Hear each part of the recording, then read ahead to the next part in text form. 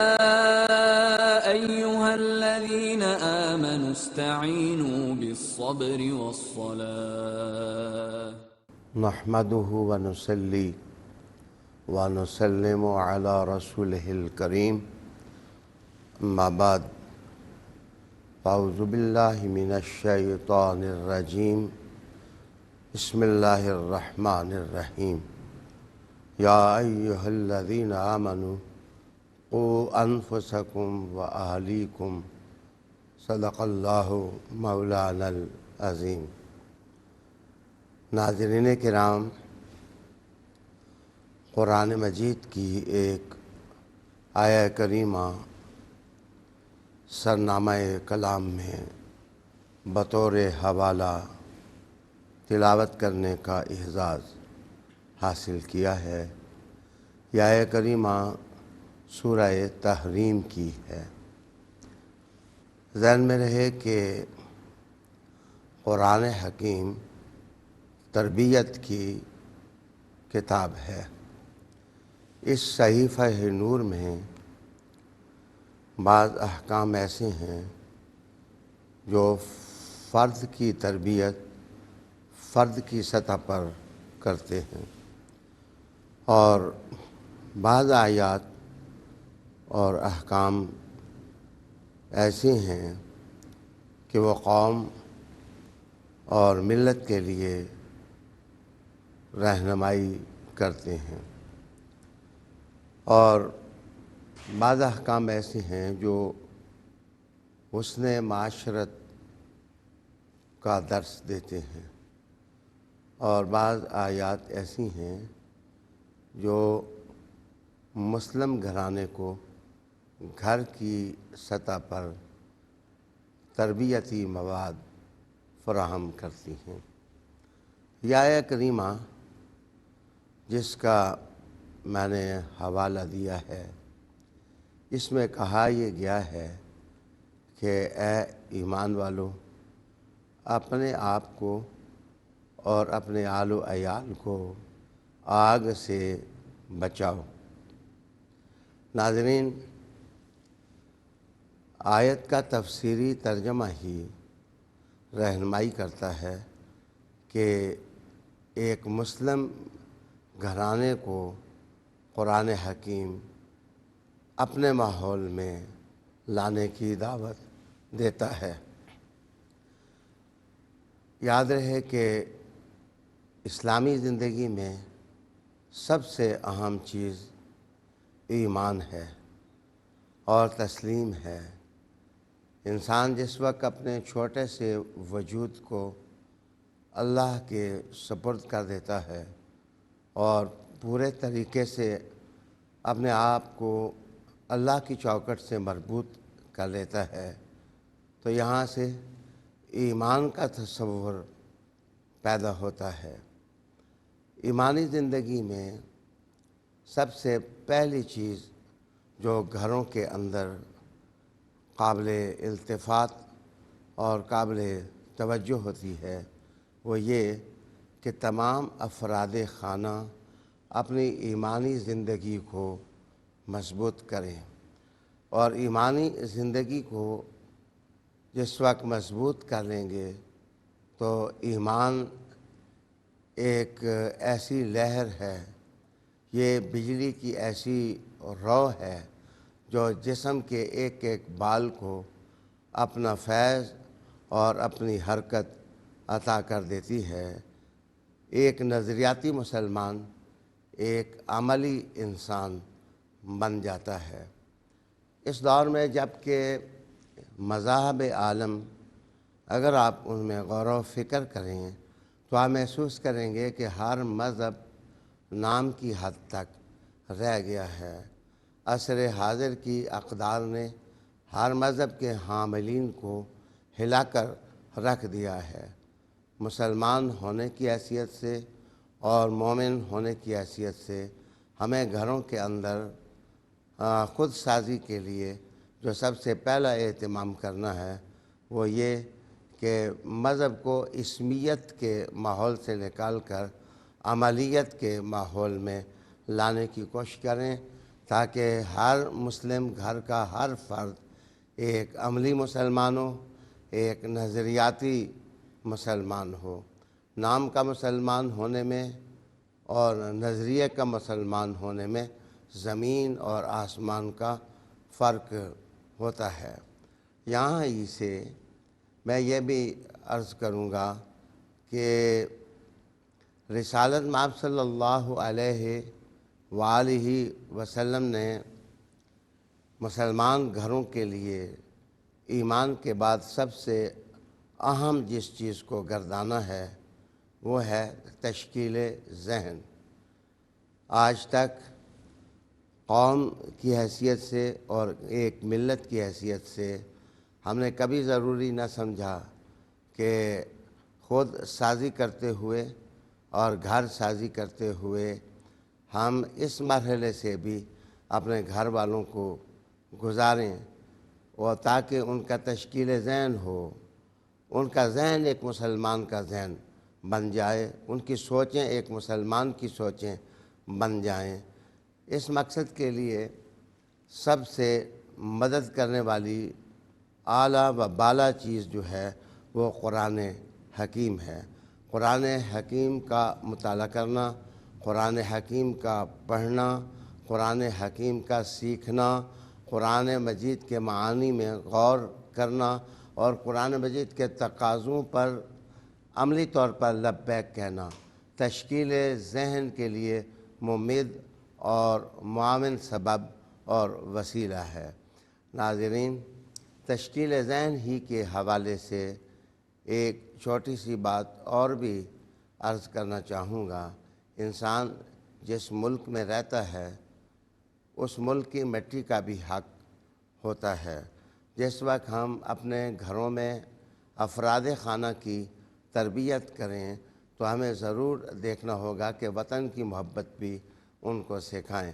رسالت مآب صلی اللہ علیہ وآلہ وسلم نے جس وقت اسلام کی ننھی سی تحریک اٹھا کر اس کو بدر منیر بنایا تو آپ صلی اللہ علیہ وآلہ وسلم نے مدینہ کی محبت سکھائی۔ رسول کریم صلی اللہ علیہ وآلہ وسلم نے مکہ کی محبت سکھائی۔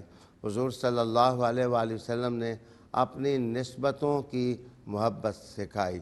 بلا شبہ اس بات کو ہم اسلام کے وسیع تناظر میں بھی سمجھ سکتے ہیں، لیکن جس وطن میں مسلمان رہتے ہیں اس وطن کی مٹی کا ان پر حق ہے۔ محب وطن مسلمان ایک اعلیٰ مسلمان ہوتا ہے جس کو نظریے کی بھی قدر ہوتی ہے اور اپنی سکونت کی نعمت کا بھی احساس ہوتا ہے۔ رب کریم نے ارشاد فرمایا، یا ایھا الذین آمنوا قوا انفسکم، اے ایمان والو بچاؤ اپنے آپ کو، وَأَہْلِیکُم، اور اپنے آل و عیال کو نارا۔ ایمانی زندگی، عملی زندگی، اس کے بعد تشکیل ذہن کے بعد گھر کے افراد کو بہتر بنانے کے لیے سب سے اہم مرحلہ یہ ہوتا ہے کہ آپ اپنے گھر کے ماحول کا جائزہ لیں کہ اس میں رجحانات منفی ہیں یا اس میں رجحانات مثبت ہیں، ان کا جو دائرہ معلومات ہے وہ اعلیٰ سطح کا ہے یا معتدل سطح کا ہے یا پست سطح کا ہے۔ جس وقت آپ اپنے گھر کو سمجھنے میں کامیاب ہو جائیں گے تو گھر والوں کی تربیت میں بھی آپ کامیابی حاصل کر لیں گے۔ معاشرہ جس وقت منفی کردار گھروں کے اندر پھینکتا ہے تو افراد خانہ کا معاشرے سے الگ ہو کر جینا بڑا مشکل ہوتا ہے۔ اس لیے جو گھر کا سربراہ ہے اسے سوچنا پڑتا ہے کہ وہ افراد جو میرے زیر تربیت ہیں ان کی نظریاتی سطح کیا ہے، ان کا تعلیمی ماحول کیا ہے، ان کی عملی حالت کیا ہے۔ اس سلسلے میں جو آس پاس گھرانے ہیں یا اڑوس پڑوس کا ماحول ہے وہ بھی گھروں کے ماحول کو متاثر کرتا ہے۔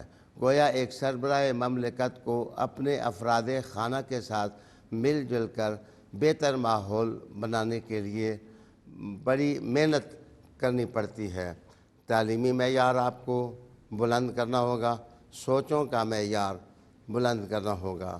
یہاں میں رک کے یہ کہوں گا کہ جو معاشی ضروریات ہوتی ہیں گھر کی، کھانا پینا ہے، بود باش ہے، عیش عشرت ہے، جس وقت یہ چیزیں دیکھیں تو رسالت مآب صلی اللہ علیہ وسلم کے اس قول کو بھی ہمیں زیر نظر رکھنا چاہیے کہ حضور صلی اللہ علیہ وآلہ وسلم نے فرمایا کہ قاد الفقر ان یکون کفرا، کبھی کبھار فقر اور غربت جو ہے وہ انسان کو کفر تک جا پہنچاتی ہے۔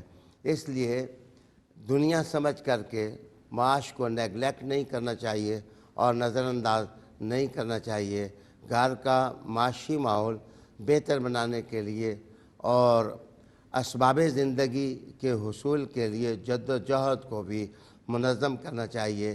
ایک مسلم گھر کی تربیت کا جو نصاب تشکیل پائے، اس میں جہاں قرآن پڑھنا ضروری ہے، جہاں تشکیل ذہن ضروری ہے، وہاں معاشی مسائل کو بھی زیر نظر رکھنا از حد ضروری ہے۔ عام طور پر خوشحال گھرانے تعلیم کے معیار کو بھی بہتر بنا لیتے ہیں، اور جو لوگ پسماندگی کا شکار ہوتے ہیں وہ طرح طرح کے مسائل سے دوچار ہوتے ہیں، اور ان کے ایشوز ان کے بچوں کے کردار میں منفی کردار ادا کرنے لگ جاتے ہیں۔ قرآن حکیم کی یہ آیت آب زر کے ساتھ لکھنے کے قابل ہے، جس میں تشکیل گھر یا تشکیل ذہن یا تشکیل کردار کے عنوان کو اہمیت دی گئی۔ یہاں میں تھوڑا آگے بڑھوں گا۔ رسالت مآب صلی اللہ علیہ وآلہ وسلم نے ان چیزوں ہی کو بہتر بنانے کے لیے ایک نور پرور قول ارشاد فرمایا کہ تم اپنے بچوں کو قرآن پڑھنا سکھاؤ، تم اپنے حبیب یعنی رسول کریم صلی اللہ علیہ وآلہ وسلم کی محبت ان کو سکھاؤ۔ اور پھر حضور صلی اللہ علیہ وسلم نے کہا کہ حضور کی جو اولاد ہے ان کی محبت اپنے بچوں کو سکھاؤ۔ یہ کوئی نسل پرستی نہیں ہے، اصل بات یہ ہے کہ جس طرح حضور نے اپنے بچوں اور نواسوں اور بیٹوں اور بیٹیوں کی تربیت کی، دراصل وہ رول ماڈل ہے۔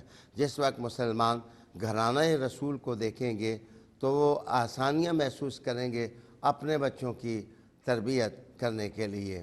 یہیں میں کہنا چاہوں گا کہ اگلی بات ہے، رسالت مآب صلی اللہ علیہ وسلم نے بلا شبہ غار حرا سے اترے تو تعلیم اور علم کا سبق اور اس کا نور لے کر اترے، لیکن حضور صلی اللہ علیہ وآلہ وسلم نے انقلاب کے لیے اور کریکٹر ریولوشن کے لیے حضور صلی اللہ علیہ وآلہ وسلم نے صحبت کو ایک وسیلے کا کام قرار دیا، اور جتنے کمپینینز تھے محمد صلی اللہ علیہ وسلم کے، ان کے لیے حضور نے اپنی صحبت ضروری قرار دی۔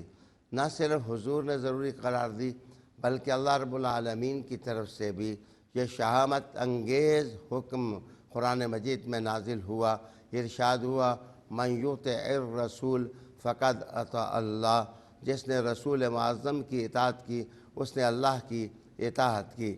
رسالت مآب صلی اللہ علیہ وسلم کے صحابہ کیوں کر انبیاء علیہ السلام کے بعد چنیدہ قرار دیے گئے اور سب سے افضل قرار دیے گئے؟ اس کی وجہ یہ تھی کہ وہ ہر وقت صبح شام رسول کریم صلی اللہ علیہ وآلہ وسلم کی صحبت میں رہتے تھے۔ یہ بہت بڑی بات ہے کہ ایک روایت بیان کی جاتی ہے کہ رسول اللہ علیہ السلام کے جو کمپینین تھے وہ آسمان کے ستاروں کی سی زندگی گزارتے تھے۔ یہ آسمان کا گلٹنگ سٹار ہونا، یہ گب نے بھی حضور کے کمپینینز کے لیے یہ تسلیم کیا ہے۔ صحبت اگر اپنے گھر والے بچوں کو اچھی میسر آ جائے گی تو کردار ان کا اجلا ہو جائے گا اور صاف ہو جائے گا۔ اللہ رب العالمین مسلمان گھرانوں کو حضور کی صحبت، حضور کی کتاب اور ان کے اسوہ سے مستفید ہونے کی توفیق عطا فرمائے۔ وآخر دعوانا ان الحمد للہ